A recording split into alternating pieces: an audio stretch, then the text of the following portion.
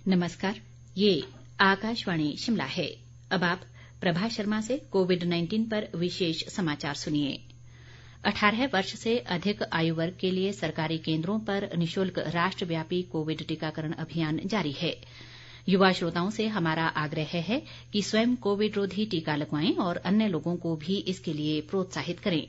Covid स्वास्थ्य के लिए खतरा बना हुआ है, ऐसे में एहतियाती उपायों के पालन में कोताही न बरतें।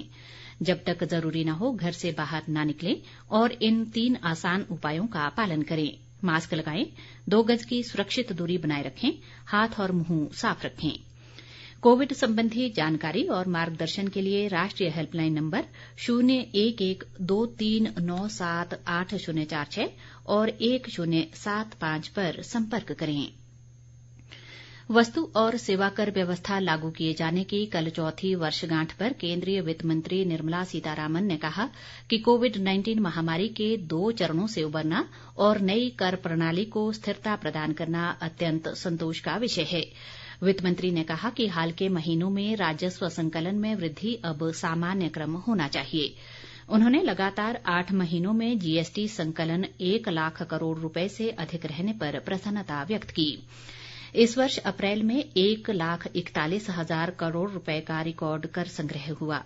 वित्त और कॉरपोरेट मामले राज्य मंत्री अनुराग सिंह ठाकुर ने कहा कि पिछले 4 वर्ष में उद्योग जगत के लगातार सहयोग और सुझावों से सरकार को जीएसटी नियमों, प्रक्रियाओं और प्रणालियों में सुधार करने में मदद मिली है।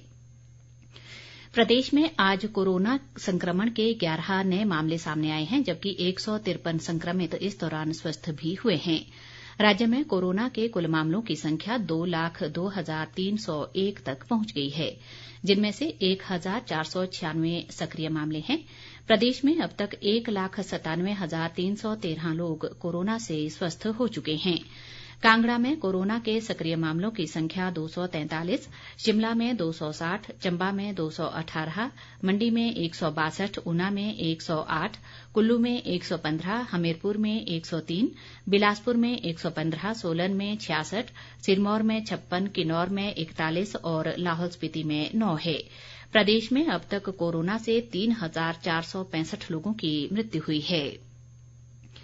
देश में कोविड-19 से स्वस्थ होने की दर बढ़कर 97.01% हो गई है।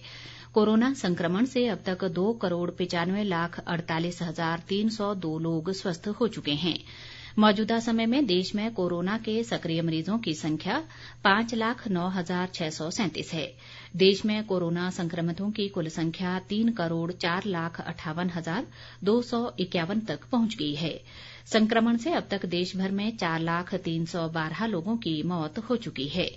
बीते 24 घंटों के दौरान देश में 46,617 नए मामलों की पुष्टि हुई है, जबकि 59,384 मरीज स्वस्थ हुए हैं। आईसीएमआर के अनुसार देश भर में अब तक 41,42,51,520 लोगों की कोरोना जांच की जा चुकी है। अभी तक देश में 34,76,232 लोगों को कोरोना वैक्सीन लगाई गई है। स्वास्थ्य विभाग ने आशा कार्यकर्ताओं को अपने अपने क्षेत्रों में सभी घरों में जाकर बच्चों में कोविड के लक्षणों का सर्वेक्षण करने के निर्देश दिए हैं।